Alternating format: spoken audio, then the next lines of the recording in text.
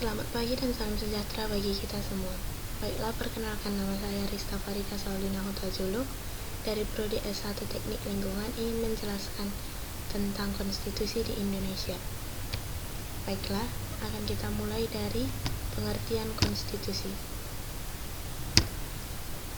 Konstitusi yang pertama, ataupun constitution, yang diartikan dengan undang-undang dasar.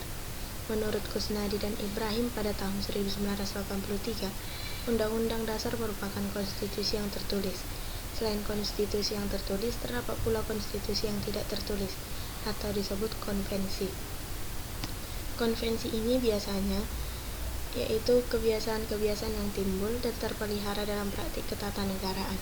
Meskipun tidak tertulis, konvensi mempunyai kekuatan hukum yang kuat dalam ketatanegaraan.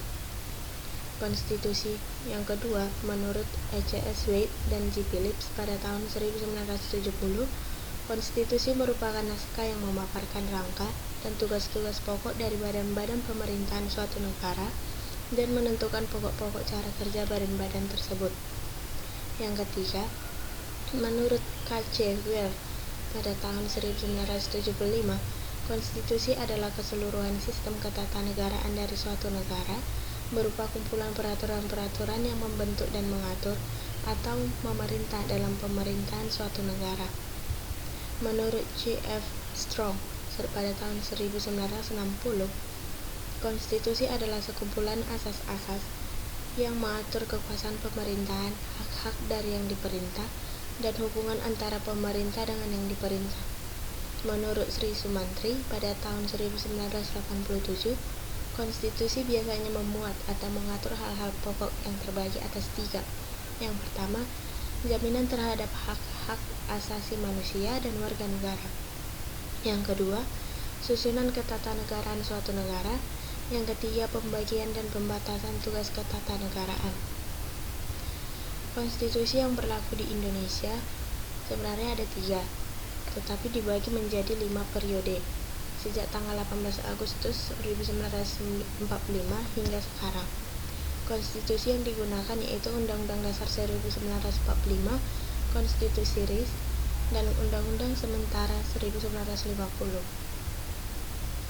Periode yang pertama pada tanggal 18 Agustus 1945 sampai 27 Desember 1945.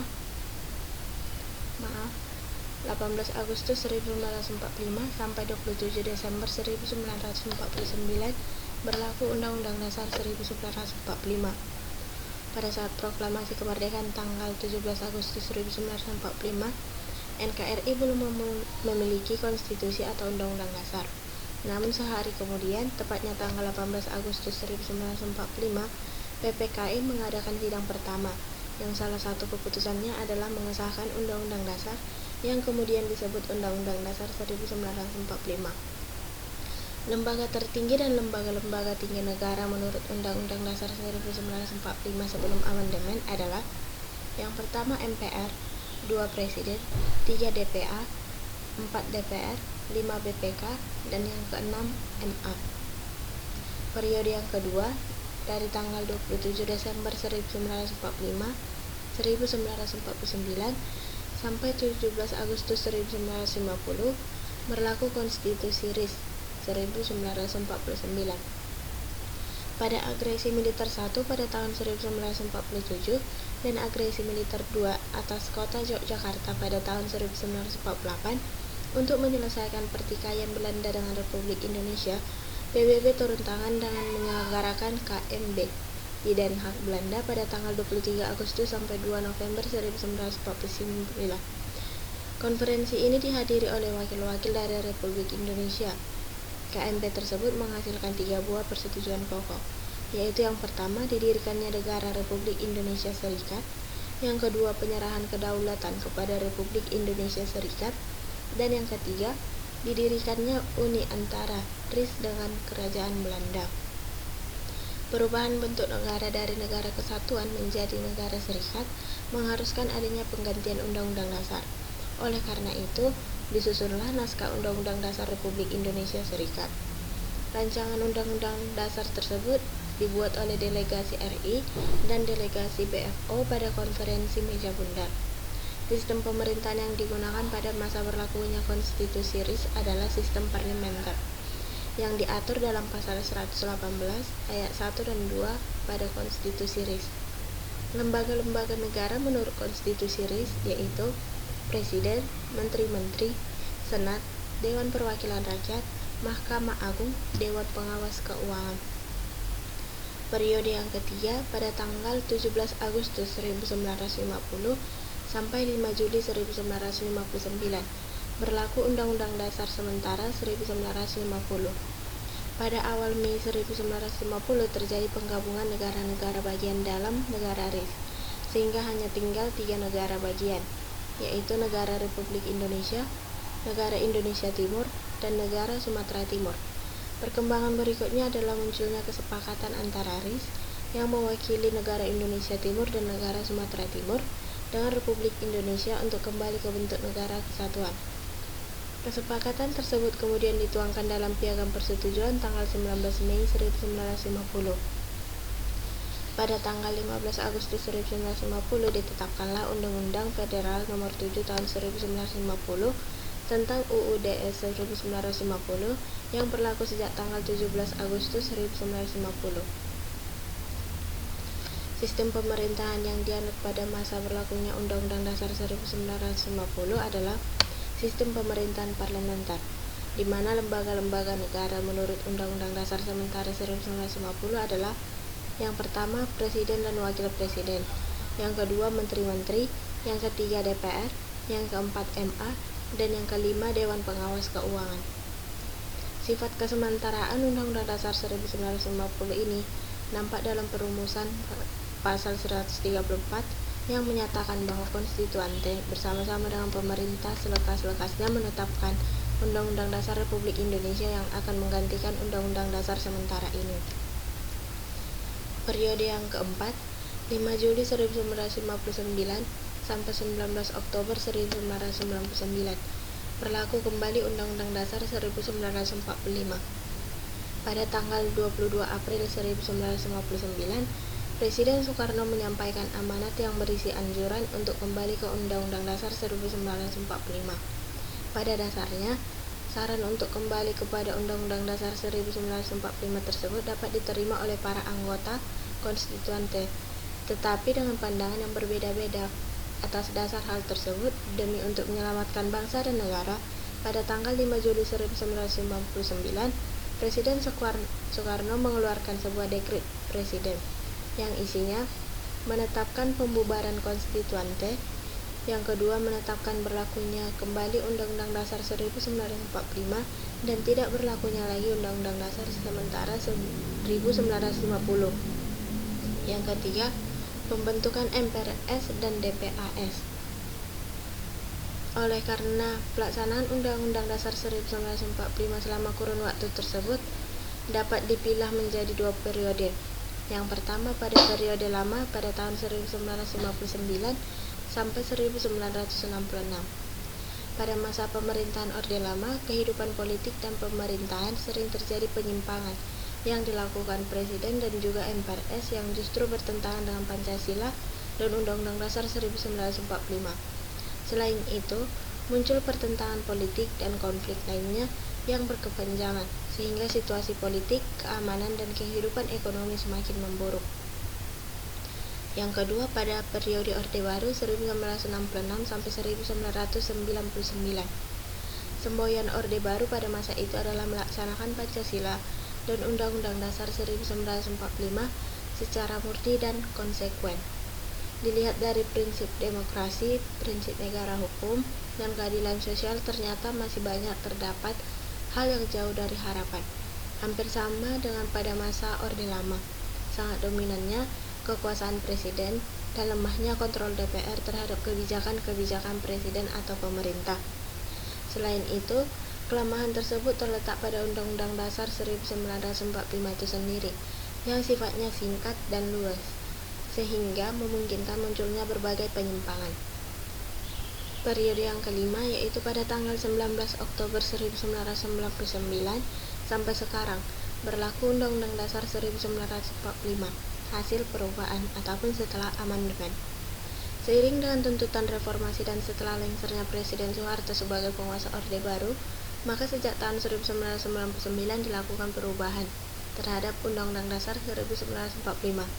Sampai saat ini, Undang-Undang Dasar 1945 sudah mengalami 4 tahapan pembaruan, yaitu pada tahun 1999, tahun 2000, tahun 2001, dan tahun 2002. Lembaga-lembaga negara menurut Undang-Undang Dasar 1945 setelah diamandemen adalah: yang pertama Presiden, yang kedua MPR, 3 DPR, 4 DPD, 5 BPK, 6 MA, 7 MK, dan yang ke-8 Komisi Yudisial.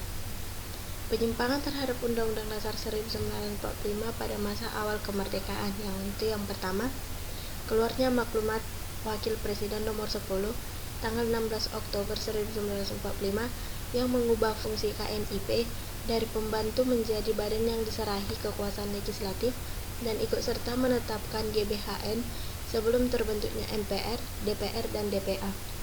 Yang kedua, keluarnya Maklumat Pemerintah tanggal 14 November 1945 yang merubah sistem pemerintahan presidensial menjadi sistem pemerintahan parlementer.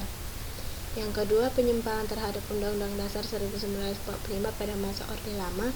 Yang pertama, Presiden telah mengeluarkan produk peraturan dalam bentuk penetapan Presiden, yang hal itu tidak dikenal dalam Undang-Undang Dasar 1945. Yang kedua, NPRS dengan ketetapan nomor 1 MPRS 1960 telah menetapkan pidato Presiden tanggal 17 Agustus 1959 yang berjudul Penemuan Kembali Revolusi Kita sebagai GBHN yang bersifat tetap. Yang ketiga, pimpinan lembaga-lembaga negara diberi kedudukan sebagai menteri-menteri negara, yang berarti menempatkannya sejajar dengan pembantu presiden. Yang keempat, hak budget tidak berjalan. Yang kelima, pada tanggal 5 Maret 1960, melalui penetapan Presiden nomor 3 tahun 1960, Presiden membubarkan anggota DPR hasil pemilihan umum 1955, kemudian melalui penetapan Presiden nomor 4 tahun 1960, tanggal 24 Juni 1960, dibentuklah DPR gotong royong. Yang keenam, MPRS mengangkat Insinyur Soekarno sebagai Presiden seumur hidup melalui ketetapan nomor 3 MPRS 1963. Yang ketiga, penyimpangan terhadap Undang-Undang Dasar 1945 pada masa Orde Baru. MPR berketetapan tidak berkehendak dan tidak akan melakukan perubahan terhadap Undang-Undang Dasar 1945 serta akan melaksanakannya secara murni dan konsekuen. Hal ini bertentangan dengan pasal 3 Undang-Undang Dasar 1945 yang memberikan kewenangan kepada MPR untuk menetapkan Undang-Undang Dasar dan GBHN. Yang kedua, MPR mengeluarkan ketetapan MPR nomor 4 MPR 1983 tentang referendum yang mengatur tata cara perubahan Undang-Undang Dasar yang tidak sesuai dengan pasal 37 Undang-Undang Dasar 1945. Dasar pemikiran yang melatar belakangi dilakukannya perubahan Undang-Undang Dasar 1945 antara lain: yang pertama, Undang-Undang Dasar 1945 memberikan kekuasaan yang sangat besar pada Presiden. Yang kedua, Undang-Undang Dasar 1945 mengandung pasal-pasal yang terlalu luas. Yang ketiga, kedudukan penjelasan Undang-Undang Dasar 1945 seringkali diperlakukan dan mempunyai kekuatan hukum seperti pasal-pasal ataupun batang tubuh Undang-Undang Dasar 1945. Perubahan Undang-Undang Dasar 1945 memiliki beberapa tujuan, antara lain menyempurnakan aturan dasar mengenai tatanan negara dalam mencapai tujuan nasional dan memperkukuh NKRI. Yang kedua, menyempurnakan aturan dasar mengenai jaminan dan pelaksanaan kedaulatan rakyat serta memperluas partisipasi rakyat agar sesuai dengan perkembangan paham demokrasi. Yang ketiga, menyempurnakan aturan dasar mengenai jaminan dan perlindungan HAM. Yang keempat, menyempurnakan aturan dasar penyelenggaraan negara secara demokratis dan modern, melengkapi aturan dasar yang sangat penting dalam penyelenggaraan negara bagi eksistensi negara dan perjuangan negara mewujudkan demokrasi. Yang keenam, menyempurnakan aturan dasar mengenai kehidupan berbangsa dan bernegara. Dalam melakukan perubahan terhadap Undang-Undang Dasar 1945, terdapat beberapa kesepakatan dasar yang penting, yaitu yang pertama, tidak mengubah pembukaan Undang-Undang Dasar 1945, yang kedua, tetap mempertahankan NKRI, yang ketiga, mempertegas sistem pertahanan presiden, yang ketiga, mempertegas sistem pemerintahan presidensial, yang keempat, penjelasan Undang-Undang Dasar 1945 yang memuat hal-hal normatif akan dimasukkan ke dalam pasal-pasal. Perubahan terhadap Undang-Undang Dasar 1945 dilakukan sebanyak 4 kali melalui mekanisme sidang MPR, yaitu yang dapat kita lihat pada tabel berikut. Ini adalah pasal yang diubah, serta dengan isi perubahannya.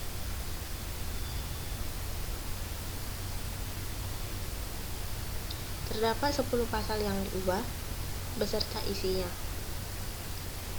Yang selanjutnya, sidang tahunan MPR 2001 tanggal 1 sampai 9 November 2001 ditetapkan pada tanggal 9 November 2001. Hasilnya,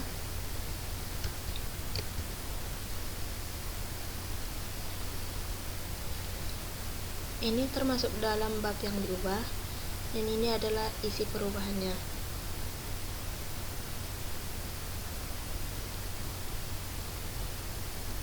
Hasil-hasil perubahan tersebut menunjukkan adanya penyempurnaan kelembagaan negara. Perubahan itu secara lebih rinci antara lain sebagai berikut. MPR yang semula seperti lembaga tertinggi negara dan berada di atas lembaga negara lain berubah menjadi lembaga negara yang sejajar dengan lembaga negara lainnya. Yang kedua, pemegang kekuasaan membentuk undang-undang yang semula dipegang oleh Presiden beralih ke tangan DPR. Yang ketiga, presiden dan wakil presiden yang semula dipilih oleh MPR berubah menjadi dipilih oleh rakyat secara langsung dalam satu pasangan. Yang keempat, periode masa jabatan presiden dan wakil presiden yang semula tidak dibatasi berubah menjadi masa maksimal 2 kali masa jabatan. Yang kelima, adanya lembaga negara yang berwenang menguji undang-undang terhadap Undang-Undang Dasar 1945, yaitu Mahkamah Konstitusi. Presiden dalam hal mengangkat dan menerima duta dari negara lain harus memperhatikan pertimbangan DPR. Presiden harus memperhatikan pertimbangan DPR dalam hal memberi amnesti dan rehabilitasi. Sebagai warga negara, hendaknya mampu menampilkan sikap positif terhadap pelaksanaan Undang-Undang Dasar 1945. Sikap positif tersebut antara lain yang pertama, menghargai upaya yang dilakukan oleh para mahasiswa dan para politisi yang dengan gigih memperjuangkan reformasi tatanan kehidupan bernegara yang diatur dalam Undang-Undang Dasar 1945 sebelum amandemen. Yang kedua, menghargai upaya yang dilakukan oleh lembaga-lembaga negara, khususnya MPR yang telah melakukan perubahan terhadap Undang-Undang Dasar 1945. Yang ketiga, menyadari manfaat hasil perubahan Undang-Undang Dasar 1945. Yang keempat, mengkritisi penyelenggaraan negara yang tidak sesuai dengan Undang-Undang Dasar 1945 setelah amandemen. Yang kelima, mematuhi aturan dasar hasil perubahan Undang-Undang Dasar 1945. Yang keenam, berpartisipasi secara aktif dan bertanggung jawab dalam melaksanakan aturan hasil perubahan Undang-Undang Dasar 1945. Yang ketujuh, menghormati dan melaksanakan aturan-aturan lain di bawah Undang-Undang Dasar 1945, termasuk tata tertib sekolah. Sekian yang dapat saya presentasikan. Jika ada kata yang salah, saya minta maaf. Terima kasih.